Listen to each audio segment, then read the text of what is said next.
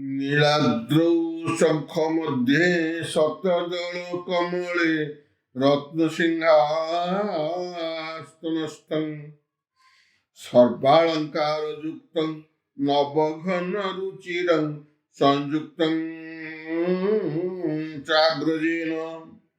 भद्राया वाम भागे रथचरण युक्तं ब्रह्मा रुद्रेन्द्रवन्द्यं देवानां वेदानां सारमेशं स्वजन परिवृतं ब्रह्मदारु स्मरामि।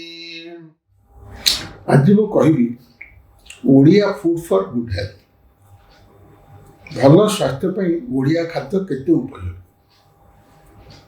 मु बारंबार कही आछि मते 80 ऊपर बयस है, किंतु मु जो सुस्थ सबल एवं कार्यक्षम रही दिन को प्राय 12 घंटा परिश्रम करुच्ची, यार मूल तत्व मु ओडिया खाद्य छड़ा अन्य कौन खाद्य केबे अधिक उपभोग करि पारे नहीं। कारण आमर ओडिशा रे ब्रेड नान किंबा आमर जो इटालियन खाद्य यथा पिज्जा पास्ता ये प्रकार खाद्यर किसी विशेष मिले नहीं। केवल यह सहर में फास्ट फूड दुकान रे आजिकल मिलूँ। ओडिया खाद्य सब बेले फास्ट फूड बा से भली जिनस बिक्री करबा पई विशेष किसी सुविधा नहीं, जो थे कि अधिक मात्रा रे तेल कि ताल तेल जोटा हाइड्रोजनेटेड ऑयल अधिक व्यवहार है। ओडिया खाद्य वेरी सिंपल एवं सहजरे यह डाइजेस्ट करी हुए, हजम करी हुए एवं यह सबु शरीर सबु बेले एंटीबॉडी बा आमर जो रोग प्रतिरोधक शक्ति अच्छी यह वृद्धि करिबारे सहाय्य करे। एही विषय गभीर गवेषणा करी ओडिशा रे भुवनेश्वर थिबा all India institute of medical science रो वैज्ञानिक माने कहिसंती पखाल खाद्य ए कोरोना बेले अधिक एंटीबॉडी तैयारी करिबारे विशेष सहाय्य करुथिला अन्य खाद्य अपेक्षा। गरम भात अपेक्षा पखाल भात अधिक शरीर में एंटीबॉडी तैयारी करि पारथिला, जहा कि आमर ग्रामांचल रे कोरोनार मात्रा सेते अधिक देखागला नहीं। कारण ग्रामांचल रे शतकड़ा 60 भाग ऊर्ध लोक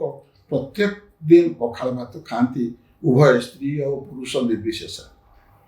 तेणु पखाल भातटा है आम जो गरम भात रांधि राति से पानी पुरे रखती एवं सकाल खाती, बेले बेले से दिने अधिक भी रही जाई पारे। तेणु से पानीटा आंबिला हेले से सब ईस्ट माने ग्रो करती, जहाँ फल ईस्ट बा तदिरे अल्प अल्कोहल बा मद्य सृष्टि हुए एवं से शरीर में यह रोग निरोधक शक्ति बढ़ेबारे विशेष भाव में साहाय्य करे। जमती आगु कही मेडिटेरियन फूड रे जमती वाइन अच्छी, आमर भात सहित अल्प टिके वाइन आपे आपे सृष्टि हो जाए। जमती आमर चाउली मद अच्छी, सेमती पखाल भात दिने 2 दिन रहिले से पानी रे से प्रकार मद सृष्टि हुए एवं से पोच से मद आम शरीर में एंटीबॉडी सृष्टि करिबारे विशेष सहाय्य करे। यह व्यतीत पखाल भात सहित इथे आमको पखाल भात आमको मिले श्वेत सार कार्बोहाइड्रेट डाएट एवं एथिरे किछि बी विटामिन माध्यम मिलती। कारण किछि रहिले तादरे ईस्ट ग्रो करती। ईस्ट गोटे प्रकार फंगस, ये फंगस विटामिन बी कॉम्प्लेक्स सब तैयारी करती, जहाँफल किछि विटामिन मध्य शरीर को जाए। तेणु पखाल भात आमर श्वेत सार और विटामिन मिनरल्स जोगेबारे साहाय्य कर, कारण से लुण पड़ी थाए। पखाल भात सहित आम मुख्यतः खाऊ गोटे परिवार सतुला कि परिवा भजा, परिवा तरकारी जोटा कि कच्चा पनीपरिवा तैयारी होता है। से भेंडी जन्ही और बैगण ये सब परिवार सतुला थाए कि भजा थाए। तेणु एगुड़ाक सब सज पनीपरिवा, कारण से मुख्यतः हाटरू आनती एवं दिने 2 दिन भितर दिन 2 दिन भितर सरी जाए एवं यह के आमर फ्रिज रे रही 10-15 दिन धरी व्यवहार हुए नहीं। सबुदिन परिवा प्राय दिने 2 दिन भितर सरी जाए और नुआ पनीपरिवा समस्ते खाते। एवं ओडिशा रे फल मध्य जोटा को आम कहू माने कदली कि पिजुली यह प्रचुर, नड़िया यह प्रचुर परिमाण में मिले एवं एथिरे मध्य आमर सब भल उपादान अच्छी जो फ्रुट्स कदली गोटे कंप्लीट फ्रुट बोली कहुए माने कंप्लीट खाद्य नड़िया को कहुए कंप्लीट खाद्य ये सब प्रकार सुविधा अच्छी खाली पुष्टिसार एत बेसी ना एवं जो मैंने पखाल भात खाती से जो मैंने आमिष प्रिय लोक से माछ भजा खाती माछ मंजी खाती बेले शुखुआ खाती तेणु यही प्रकार माछ विशेषकर आमर मधुर जल माछ रोही भाकुर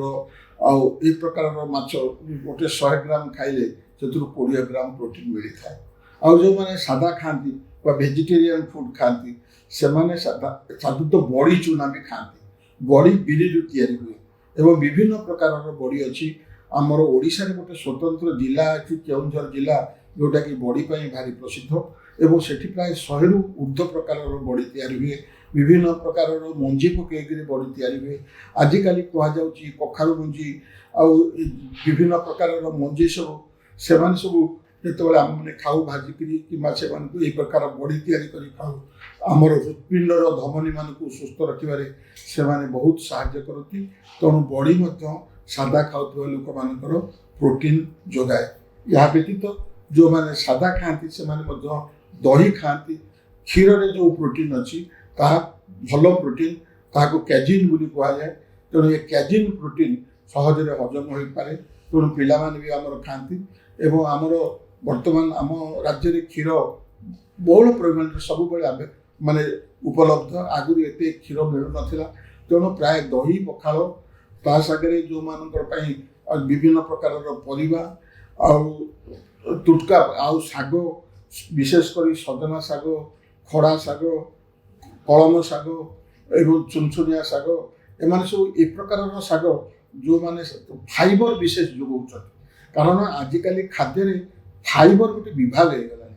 गला कहुच्छी फाइबर अधिक न खाइले आमर जो बृहतंत्र अच्छी से खाद्य गुड़ाक जो स्टोर हो रहे हजम हो गला से सहजरे झाड़ा बाटे बाहर ना तेणु यही प्रकार साग एवं फाइबर जातीय खाद्य खाइले कदली मंजा आउ विभिन्न प्रकार पनीपरिया कंचा पनीपरिया सीझा पनीपरिया सी आमर फाइबर जोगाए एवं बृहदंत्र स्टोर जगार से पानी पाई फुलिक आमको प्रतिदिन आमर जो झाड़ा करी भल